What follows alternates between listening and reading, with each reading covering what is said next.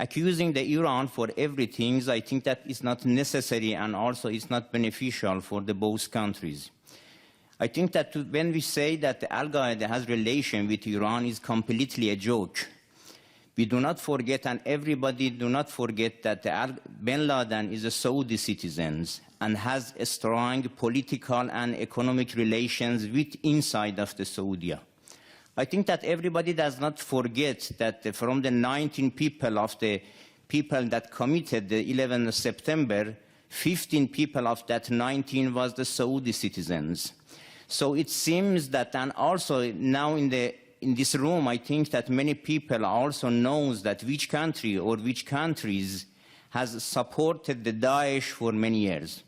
Just I would like to mention that the things that Minister mentioned here is completely against and opposite to the policy of the European Union leaders and even United States that does have relations with Iran regarding especially the recent cases of the nuclear negotiation. And also there's some kind of the relations that also Iran has with other regional countries shows that Iran also has some kind of the logical policy. Inviting Iran to present in the coalitions that for the things that for them solving the problem in Syria shows that Iran is a main partner for the solving the problem in the Syria.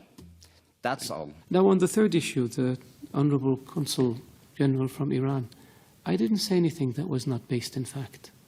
Doesn't the Iranian constitution say export the revolution? Doesn't the constitution say take care of the Shia, the dispossessed, as you call them?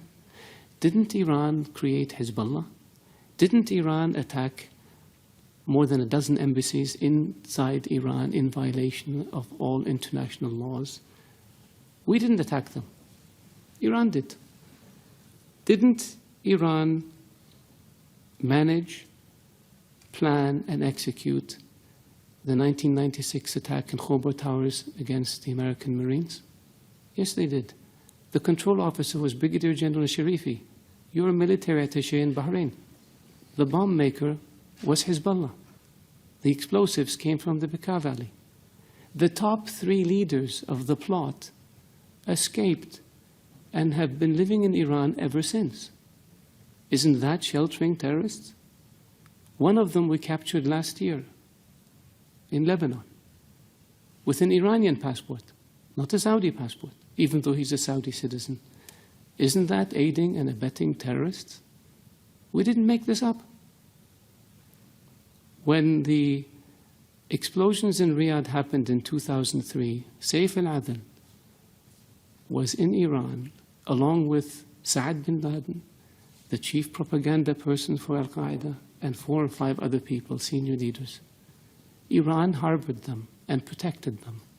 We asked for them to be extradited. It was refused. Some of them are still in Iran. We didn't invent this. This is the fact. The order to blow up 3 housing compounds in Riyadh in 2003 was made by Saif al-Adl, the chief of Al-Qaeda operations, while he was in Iran. We have the phone conversation on tape. We didn't make this up. Ronald Reagan used to say that facts are stubborn things. They are stubborn because we can't get around the fact. Hezbollah is a terrorist organization. Attacking embassies is very clear. They don't just blow themselves up. Somebody does it. Killing diplomats. Diplomats don't commit suicide by shooting themselves 3 times. Somebody's responsible. Iranian agents have been linked to terrorist attacks in Europe, to terrorist attacks in South America. We didn't make this up. This is the world. This is evidence. And so, yes, we wish and hope that Iran, a great nation, can be a great neighbor to us.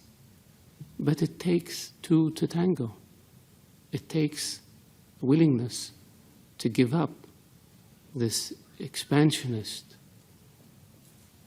aggressive policies and return to international norms and behaviors if you want people to deal with you. And our hand is extended to Iran. It has been for 35 years.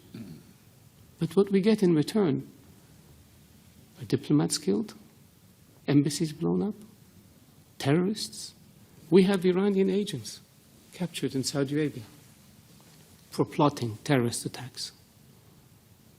We stopped 4 shipments of weapons that Iran was trying to smuggle to the Houthis in Yemen.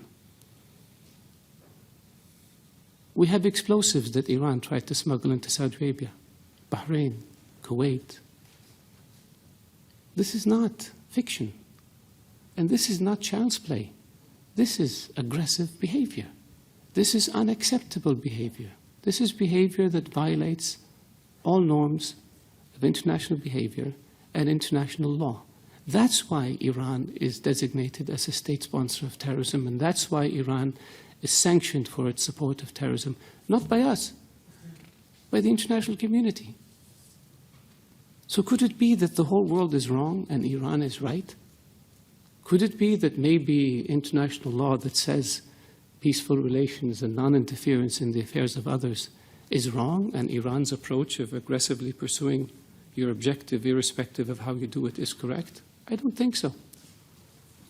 So if you want a Saudi official to not be critical of Iran, behave in a way that doesn't expose you to criticism. And so far, your history has been one of death and destruction, disregard for international law, and disregard for principles that have existed since the advent of nations, which is good neighborliness and non-interference in the affairs of others.